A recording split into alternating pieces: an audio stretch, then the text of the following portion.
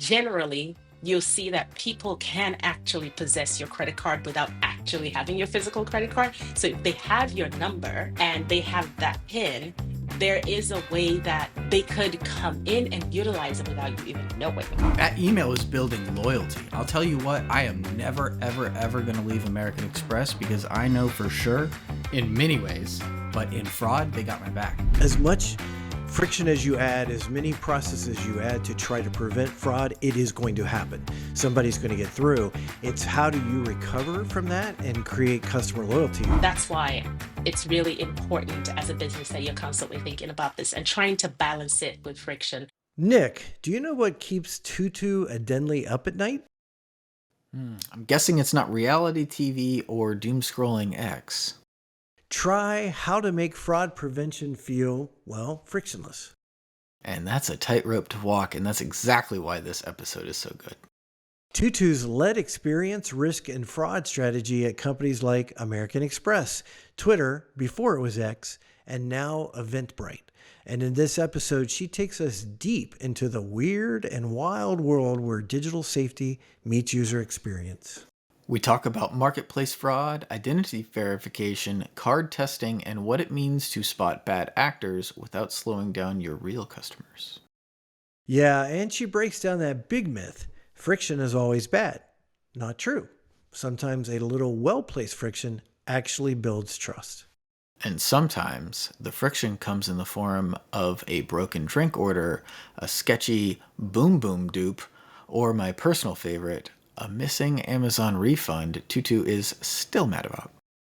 We also get a behind-the-scenes look at her time at Twitter, how teams had to moderate human behavior across cultures, languages, and content formats. For example, trying to make harmful content disappear before it's even reported, that's frictionless in its purest form. And we tackled the question, how do you know when you've added too much friction? Look at your contact center data, and maybe just the 3-star reviews. This one is equal parts funny, sharp, and full of practical insight, especially if you're working on fraud, product design, or customer experience. So if you've ever asked yourself, have we gone too far with friction? This episode is for you. Let's get frictionless.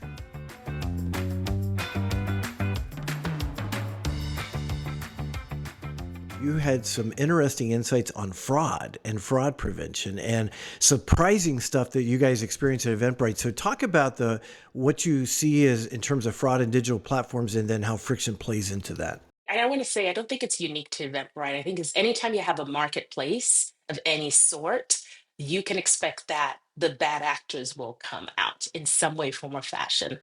And what last year did was, and especially as people start to go on more online shopping, you start to see more of that. So there, a lot of companies are constantly thinking about the balance between friction and fraud prevention, right? In order to make sure that the bad actors don't come in to do what they do, you have to allow certain level of friction so that you can weed out the bad actors and only allow the true customers to come in. So if you think about like your bank account, for example, probably now, if you logged in, you probably have like the devices you log into regularly. If you logged in from another account in a different place, they would try to verify. We see that somebody did this. If this was you, please let us know. Or if you're like shopping and you decided, like, oh, I'm going on a shopping spree, $10,000, but I don't usually spend $10,000, you would get a message from your bank to say, was this you? We didn't approve it. So if you think about that, that's all fraud prevention in a way, because we know that as we become more digital as a people, there are people in those spaces that are also getting smarter about how to utilize your information to get what they need. So I want to speak more in generalities and not just about Eventbrite because it's really a marketplace issue.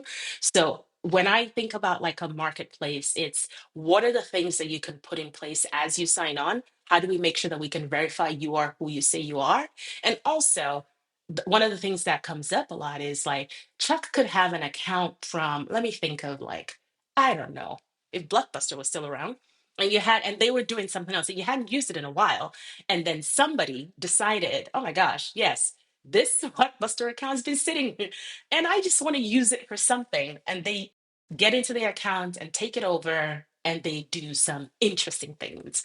So that's another place where you can think about like a marketplace where people can take over accounts and impersonate you and act like they're you. So as a business, you're constantly thinking about ways where the bad actors can come in for a marketplace and prevent that type of fraud. The other thing that we've also noticed in a marketplace is that there there are people that actually test out cards. So we've talked a lot. I think like generally, you'll see that people can actually possess your credit card without actually having your physical credit card. So if they have your number and they have that PIN, there is a way that they could come in and utilize it without you even knowing. So the other thing is they could also, by virtue of having that card, create like specifically for Eventbrite, they could create like an account and create like an event and then decide, oh, we're just going to use these cards there. And those are things that we're constantly thinking about. And like I said, it's not just Eventbrite, like any marketplace, they have people that could create some accounts and they use the card. Like you're trying to buy from Macy's and they're like, oh, let me just create an account with this credit card. Let me just utilize, oh, I can use it for $100. Let me use another card and let me use another card and let me use another card. And so in the marketplace industry, that's kind of called collusion when somebody creates something and then utilizes some bad credit cards to buy it. And so there's so many creative ways that I'm seeing like bad actors are coming in and trying to take over people's information and also utilizing it for their own financial gains. So that's why it's really important as a business that you're constantly thinking about this and trying to balance it with friction. What I think is also happening in the industry now is when you get a ping from your bank, like, was this you? I don't think people would get mad about that. Now you're actually happy because it looks like, oh, you are protecting me. You're protecting my information. Absolutely, it was me. And thank you for sending that. I don't see people getting annoyed about that because I think we're all starting to get to a place where we're seeing this happen more often. I love the intersection of friction and fraud. Like, how cool. Right, it has to happen, but when you really think about it, okay, let's put in these fraud checking mechanisms, whatever it may be. Put them in, and that is going to provide some amount of friction, whether it's adding something to the page because it needs to check for device fingerprinting or it needs to check for something of those that general nature. That might slow down the page, but it's for a good cause because ultimately you build loyalty, which is what you're saying. That email is building loyalty. I'll tell you what, I am never, ever, ever going to leave American Express because I know for sure in many ways, but in fraud, they got my back. It's happened time and time again. And my wife's credit card was just like what you're saying. Someone was going through a list and testing cars and checking cards, and they went on to Lowe's.com, and they were able to order something with a in-store pickup. Amex was all over it. No sweat for us whatsoever. We were just trying to, I had a vested interest to help Lowe's. So now all of a sudden I'm like, hey guys, this person's trying to steal from you. Right? Like it's not even stealing from me at this point because Amex protected me. That builds loyalty. So even if that fraud stuff is slowing me down when I'm logging into my account, it's helping me build loyalty. And so, this is like 2 episodes in a row where we're talking about how friction isn't actually the most valuable thing. And when I think about loyalty, is also what do you do after, which is what you touched on. Like you built the friction, you cut the person. How do you make good on that to make sure that the person still feels like this was in your best interest? I did it. It still happened, and let me make good on it, and so that you can continue to trust the brand and trust me that I have your best interest at heart. I think that's a really good point, a secondary point as well, that as much friction as you add, as many processes you add to try to prevent fraud, it is going to happen. Somebody's going to get through. It's how do you recover from that and create customer loyalty, which Nick touched on. I had the same experience with American Express. I was on an airplane taxiing down the runway heading to New York. I live in Phoenix, so it's a 4 or 5 hour trip. And I got a notification that I had just spent $2,300 at Tractor Supply. Now, if you know me, you know I have never shopped at Tractor Supply. It's just not one of the stores I frequent. And I'm on an airplane. I can't even call them or do anything about it. So when I landed in New York, I called. They were able to cancel the card and overnight a card to me. So I had a card the next day because I was traveling. I was there for the week and needed a card. And so I'm kind of with Nick. It's the recovery. And we see that all the time when we talk to guests about How do you recover from a bad experience? And fraud is an example of a bad experience. And I think one of the things that is also happening, and there are a lot of companies that are working on this, is as you get more innovative, they get more innovative. And trying to like understand their patterns is an interesting thing on its own as well. And matching their patterns, but in a way that like Chuck won't see it, Nick won't see it, but like building things in place and building detection rules. That's the other thing of you can protect, but also how do I, if I'm not able to quickly detect that something happened to Nick, send it to somebody to help you review to quickly make sure that nothing happens. They just keep getting smarter and smarter, and so are marketplaces too. So that part is good.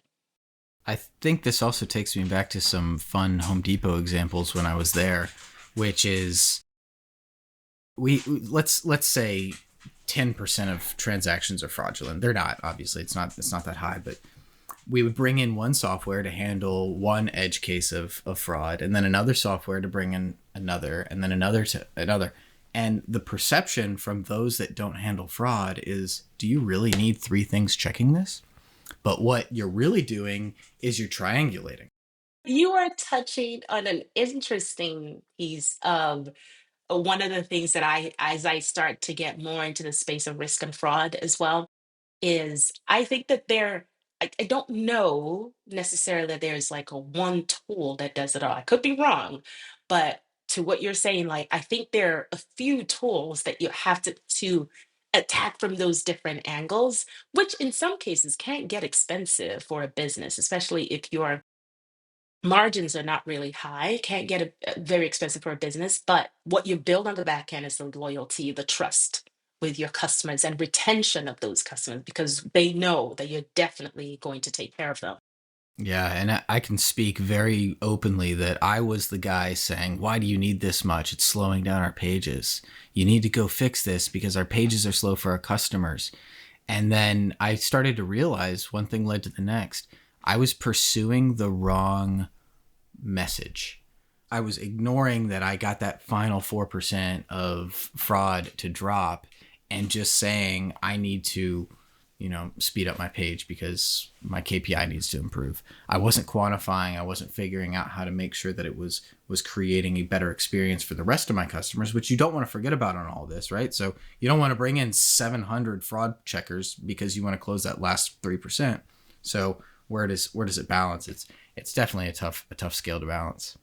The other thing I would add to this is like where this also becomes interesting is in outside of the tools. The tools are one thing, but being able to understand the moments in the customer journey that fraud could happen and trying not to put it in like, hey, I'm just trying to use guest checkout to buy $10 something. Maybe that's not the best place to put friction, but what are the moments in the journey where you're like, absolutely, there should be some type of friction here because it protects us and it protects the customer as well.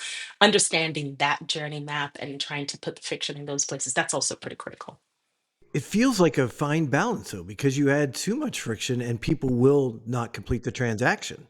And now you've lost revenue, legitimate revenue. That's why, like I was saying, like the critical paths in the journey where you don't want too much friction because like I said back if somebody has logged into your bank account you want to know like wherever it is you are like even just like oh I logged, maybe I forgot, my husband forgot and logged into a Hulu somewhere. Like, did you log into the Hulu? Like, who logged in? Like, even something as like simple as that, you want to know. So I can just imagine something that has to do with your money. You definitely want to know. But you bring up a good point of like, I think that because people may not understand it as well. I now in banking, and I think even for Google, you see like, oh, we saw that you logged in from here. That's not you. Please let us know. I think because people may not necessarily understand the reason behind it, there could be places where they're just like, "You're asking me to do too much," and I'm just not going to do that. And how do we educate people more about this? Because I think it's become part of life for banking and for maybe Google, but there are other places I think, even like using Eventbrite, people may not understand, like, why would I need to log into this for you to authenticate? Like, well, you're using a card. So we need to know that you are who you say you are, and the money that is going to come out, making sure that we protect you. And in those types of places, I don't think that the education is as clear as like, we're doing this to protect you. I think it's clearer in the places where like it's obvious it's my bank or like it's my mortgage company or something like that. It's a little bit clearer there. When it's fraud checking to protect your customer versus fraud checking to protect your inventory, I think you have a very different impetus behind what you do and what you include and the loyalty built, right? Like, it doesn't build loyalty for me to go to homedepot.com and some fraudster wasn't able to check out. That didn't build loyalty for me. That just protected their inventory. So what does build loyalty for me is they don't have the ability to steal my account. So there's a balance. It's a very interesting balance here. Well, and I don't know if you've experienced this, but Google changed their whole double authentication, triple authentication thing about, I don't know, a month or two ago, that it has become confounding to try to get into your Google account a lot. I mean, sometimes it requires multiple devices, multiple attempts, multiple things, and sometimes you're in a hurry. But I think it's probably because once you get access to that email account, then you can get confirmations. It opens up a lot of fraud, but it's created so much frustration that I try not to use Google Login anymore because it's become the hardest login to use. I remember like when we were at Twitter and we had to go through like a bunch of training to make sure like you couldn't access certain systems unless you absolutely needed to. And though it was my team, I couldn't access the systems that my team could access.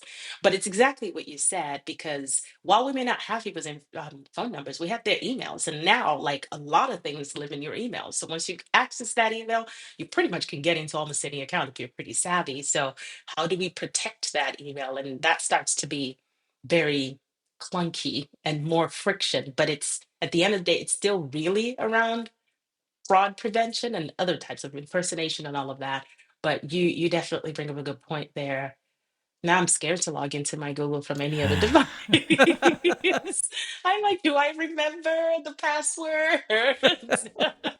Well, and you better have another device with Google on it because it requires multiple devices, and it's a challenge. Now, out of fairness, I actually had my LinkedIn account taken over because somebody got access to my Google, and it happened, of course, at 3 o'clock in the morning when I'm not aware of it. So it took me about 6 hours to get control back of my LinkedIn. Fortunately, they didn't go post like controversial stuff in the time that they took it over.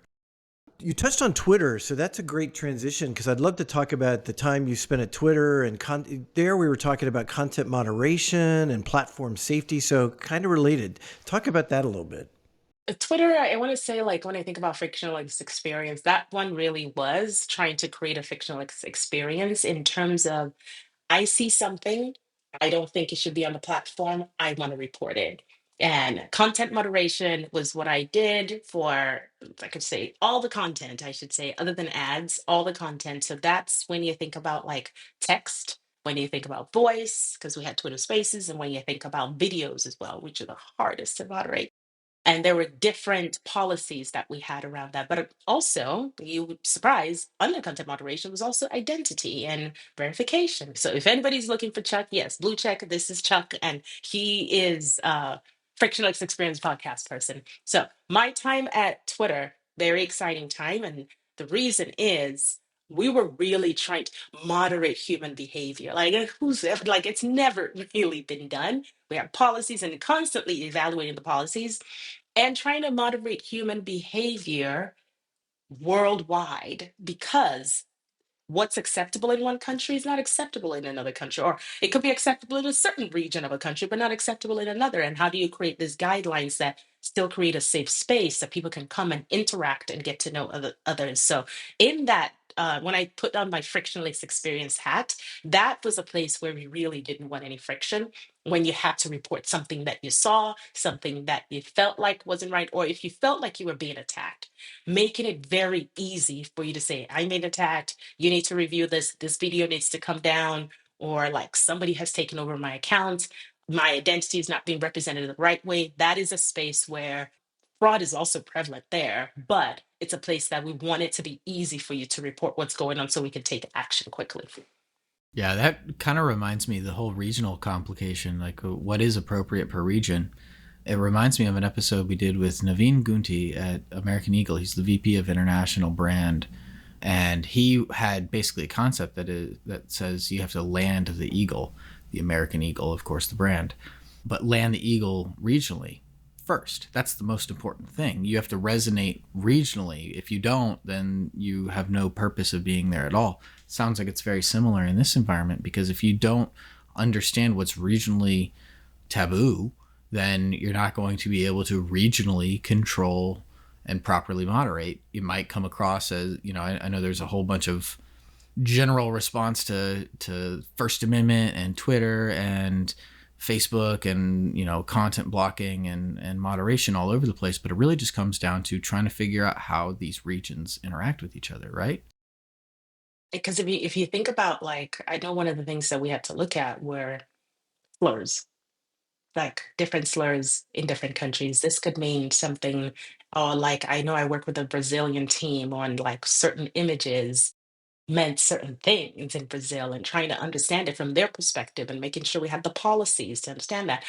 And we, like, when I think about like the Middle East and just even slurs there, even the language, it's Arabic, but it's different types. And it could mean this in this place and this in another place.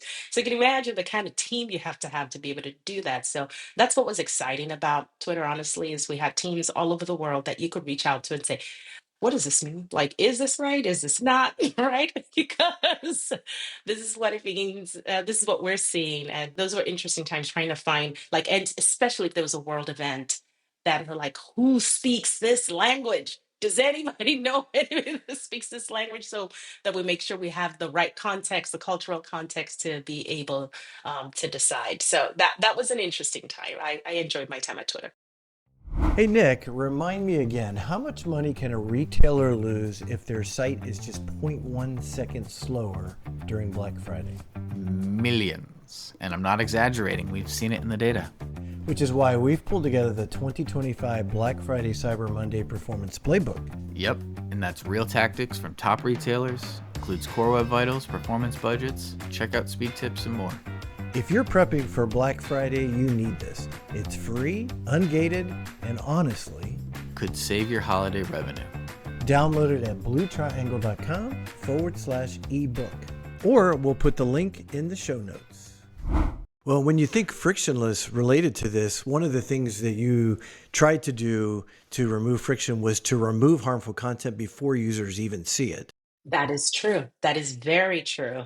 Chuck, you and I talked about this, was a lot of detection in the background to make sure that people didn't see, or at least send for review, so that you see, like, a lot of detection models built, especially when you think about video, like, well, this is kind of what we think it is, or text, this is what we think it is. Can you review it and make sure?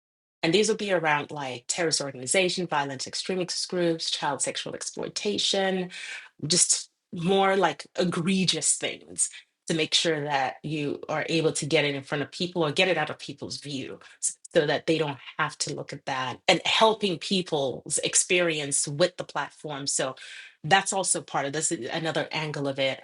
Thank you for reminding me of that, Chuck, because I know you and I talked about it, of how else do we create frictionless experience, like anticipating what your needs are and what could be harmful for you, and making sure that you don't have to interact with or experience that, constantly thinking about that and trying to get that off, and making your feed very interesting and good, and you don't have to think about these things that people, that's kind of like their bread and butter to think about and stay up at night to think about. So that was another place. And the utilization of technology, I think now that like AI is blowing up, I'm interested to see how we can utilize AI even more in that space to help with detection and help train the models better to improve the experience when you think about social media.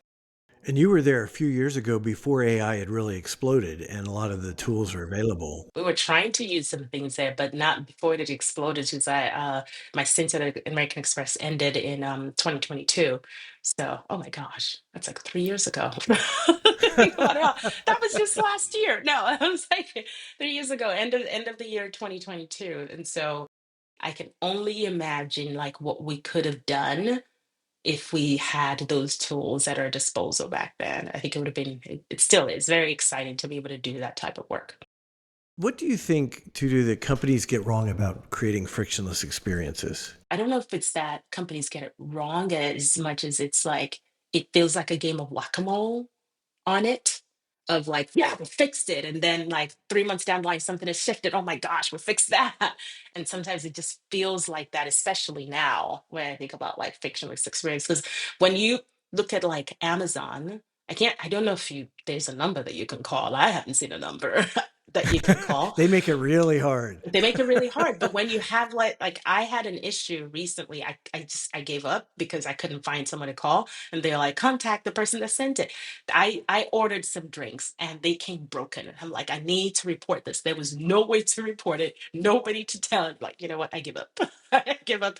So that's one place where you're just like, this is too much friction. I just really want to tell you these are broken. Send me a replacement. And I just ended up buying another set because I needed the drinks, but it was just so difficult that I gave up. And but it didn't, I think because of the convenience of Amazon, I didn't stop because I still needed it. But if you think about like smaller platforms that may not have like the convenience, or like you feel like now you believed it before Amazon, now you feel like you can't live without it anymore because of the convenience of it. If you don't have that and you have more friction, then it starts to get people to just kind of stay away. So it's an evolving game, if you will, on like how do you make sure you create the right friction to protect you, to protect the customers you have, but also not annoy them. And that I feel like with each passing year continues to evolve.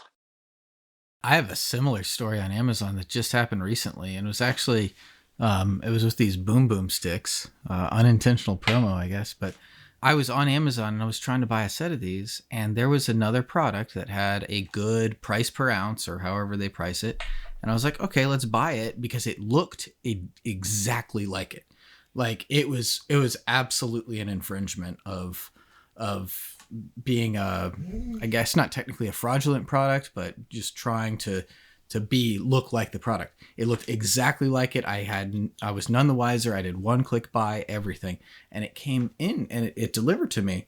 And I was like, well, this is clearly wrong, and I'm not going to use this because this is not like I'm kind of a name brand person, kind of personally, so I don't want to use this off brand stuff. And I contact Amazon, and they said, oh, this item can't be returned because it's a healthcare item. And I was like, excuse me? Like, do you realize it's like extremely deceptive, like intentionally deceptive? Like, are they doing this on purpose because they know that Amazon will say no? So I took it to the next level. I opened up a chat and I was like, just look at it. Literally look at it. It's clearly trying to make it look deceptive. Clearly, no doubt about it. And if you don't do something, and they did do something about it, but if you don't do something about it, then like what's the purpose of me continuing to come to Amazon? Because I have hit friction, and this kind of ties into your marketplace. I hit friction with somebody that wasn't technically a fraudster, but definitely a deceptive agent, if you will.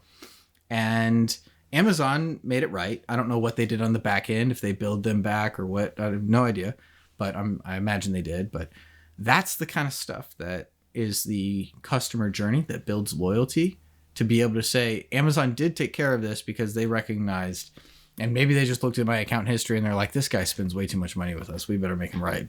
Like, this is a $10 item, but It could be that. He's getting 30 shipments a week. We can't lose that.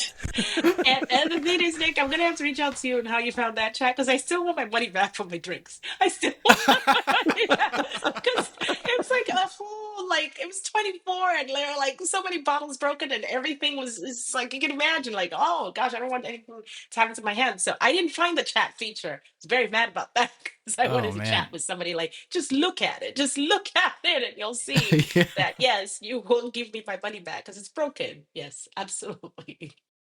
Now, you touched on something. How do you know when you have gone too far? When the friction you've added is frustrating users more than the offset of the fraud? Do you pay attention to customer service chats, or do you have some sort of mechanisms for identifying when, oop, we maybe went too far and we got to pull it back? Best place is it's going to be a contact center because they'll tell you. I tried to do this, and it took me, it used to take me this much time, and I can't believe. And so, like, really paying data becomes so important. I think in the world that we live in, like, data becomes even more important. So that you can start to look at the shifts to see, like, what was the contact volume. So in any contact center, you have people categorize, like, whether it's chat or phone, like, this is the category. And some of the categories are more broad than others, but at least once you start paying attention, you start to see, like, okay, we introduced this, it was part of this, and I'm starting to see it go up or go down.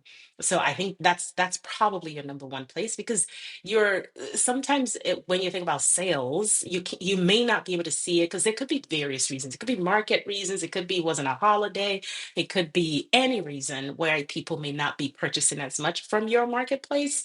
But when you start to look at the customer contact data, you start to see it because people don't call to say hello. I've been in the customer experience industry. I remember somebody would just call to say, "You guys are doing such a fabulous job. I just wanted to say thank you." No, that doesn't happen. It's usually like, "You did and I couldn't, and help me with this, and this is not helping."